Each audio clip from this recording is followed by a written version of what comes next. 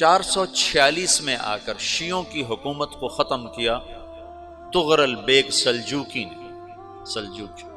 Seljuk مسلمان ہوئے تھے محمود غزنوی کے دور میں، سلجوک ان کے بڑے کا نام تھا۔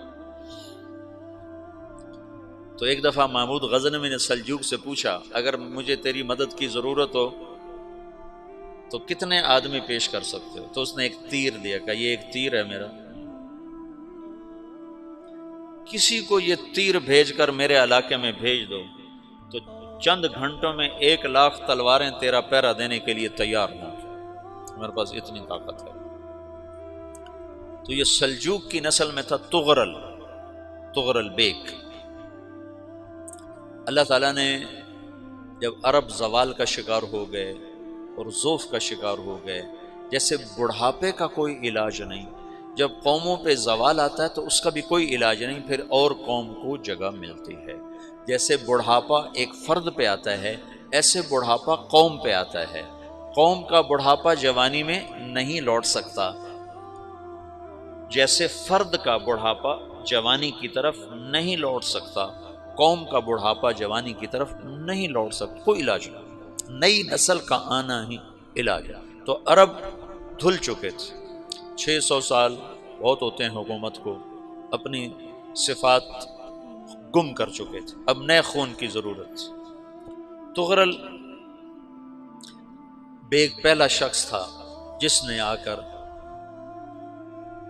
اہل السنت والجماعت کو استحکام بخشا، شیعوں کی حکومت کو ختم کیا، بغداد سے، شام سے، ان سارے علاقوں سے۔ صلاح الدین ایوبی نے اسماعیلی شیعہ کی حکومت کو ختم کیا، مصر۔ العاضد ان کا آخری خلیفہ تھا صلاح الدین ایوبی، نور الدین زنگی رحمۃ اللہ علیہ کا پروردہ تھا، اس کا دوست تھا، اس کے دوست بھی تھا، بچہ بھی تھا اس کے سامنے، زیادہ لکھنے پڑھنے کا شوق تھا۔ پھر اللہ تعالیٰ نے اس سے کام لیا اور اس کو مصر کا گورنر بنا کے بھیجا، مصر کی مدد کے لیے بھیجا، تو وہاں اس نے صلاح الدین ایوبی نے وہاں ختم کیا، تغرل بیگ نے یہاں ختم کیا۔ تو پھر سلجوق جو تھے نا یہ اقتدار میں آئے، ادھر ختم ہو گئی سلطنت بنو عباس کی، مصر ایک چھوٹی سی ترکوں کی سلطنت، تو اللہ تعالیٰ پھر مرکزیت کے لیے ایک نظام چلایا۔ دو لشکر آپس میں لڑ رہے ہیں ایک میدان میں، ایک جنگلی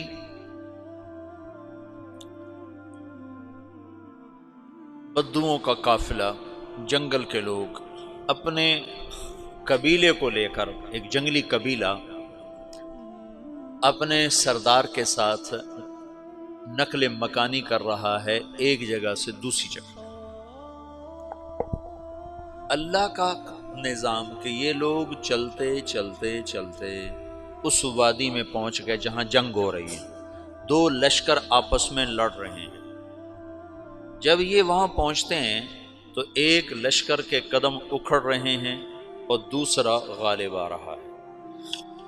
ان کو نہیں پتا شکست کھانے والے کون ہیں اور فتح پانے والے کون ہیں، ان کو نہیں پتا۔ اس جنگلی قبیلے کے سردار کا نام بھی تغرل ہے، تغرل۔ تو یہ سردار کہتا ہے جو شکست کھا رہے ہیں ان کی مدد کرو، کچھ پتہ نہیں کون ہے، کہتا جو شکست کھا رہے ہیں ان کی مدد کرو۔ تو 400 وحشی جنگلیوں نے فاتح لشکر کے پیچھے حملہ کر دیا۔ وہ تو ایک کافی ہوتا تو 400 دوڑ جب تلواریں پڑیں تو چند لمحوں میں نقشہ بدل گیا، بھاگنے والے جم گئے اور جمنے والے بھاگ پڑے۔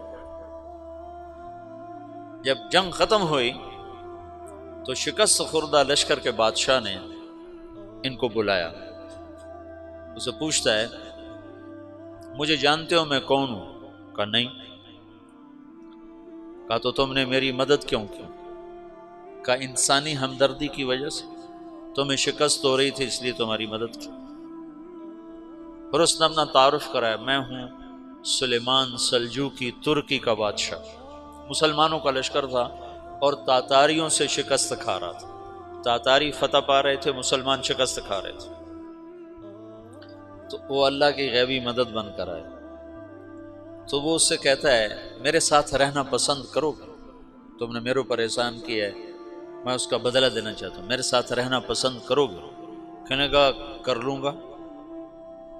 تو اس نے اس کو لے کر ترکی آیا، اور استنبول اس وقت روم کی حکومت میں تھا، اس سے فتح کیا اس تغرل کے آگے چوتھے پانچویں پڑپوتے محمد فاتح نے۔ تو یہ استنبول ہے، یہ ترکی ہے، بیچ میں ایک چھوٹا سمندر ہے، یہاں ایک جاگیر ہے۔ تو سلطان سلیمان کہتا ہے یہ جاگیر تجھے وقف ہے، ادھر سے رومی مجھے تنگ کرتے ہیں حملے کر کر کے، تو میرا دفاع کرتے رہنا، یہ جاگیر تیری۔ یہ اس جاگیر پہ اس نے اپنے قافلے کو آباد کر دیا، اپنے قبیلے کو، اور ایک چھوٹی سی حکومت بنا لی، جو ایک صوبہ سمجھو سلمان سلجوقی کا، وہ ایک چھوٹا سا صوبہ ہے۔ وہاں جب یہ رہ پڑا تو پھر یہ ایک شیخ کے بیت ہوتا ہے، وہاں شیخ طریقہ میں ان کے یہ بیت ہونے جاتا ہے، وہ اس کو رات اپنے پاس ٹھہراتا ہے، تو ایک کمرے میں ان کا خادم ٹھہراتا ہے۔ یہ جب کمرے میں جاتا ہے تو سامنے دیوار میں طاقچے پر قرآن پڑا ہوا ہے، تو یہ تغرل بیگ کہتا ہے یہ کیا ہے، یہ کیا ہے؟ تو وہ خادم کہتا ہے یہ کتاب اللہ ہے، قرآن ہے۔ اچھا، وہ اس کو وہاں چھوڑ کے باہر چلا جاتا ہے۔ وہ دیہاتی آدمی، جنگل کا رہنے والا، پہلی دفعہ زندگی میں قرآن دیکھا، وہ کہتا ہے یہ قرآن ہے، اللہ کی کتاب ہے، میں اللہ کی کتاب کے سامنے سو جاؤں، کتنی بے ادبی ہے۔ تو اس نے ایسے قرآن اٹھایا اور سر پہ رکھ لیا اور کھڑا ہو گیا، ساری رات قرآن سر پہ رکھ کے کھڑا رہا۔ رات کے پچھلے پہر اس کو خواب آیا،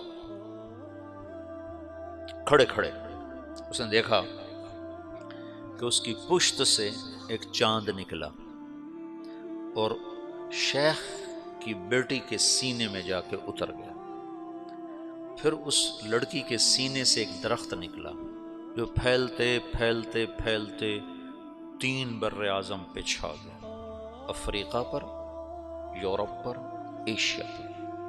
پھر اس کی آنکھ کھل گئی، وہ کھڑا ہوا ہے، تو اس نے صبح یہ خواب اپنے شیخ کو سنایا، تو انہوں نے اپنی بیٹی اس کے نکاح میں دی تھی۔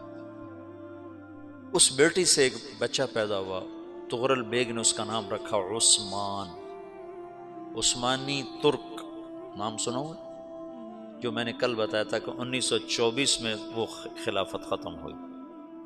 تو ایک بیٹا پیدا ہوا عثمان۔ عثمان نے پھر ایک نئی اسلامی حکومت کی بنیاد رکھی جو 1924 تک چلتی رہی، کوئی 800 سال یہ حکومت چلی۔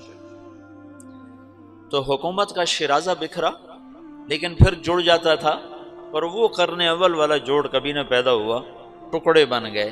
ان ٹکڑوں میں اللہ لوگ پیدا کرتا رہا جو دعوت دیتے رہے، دعوت زندہ رہی۔ جو تربیت کا نظام تصوف کے ساتھ تھا، اب وہ تبلیغ کے ساتھ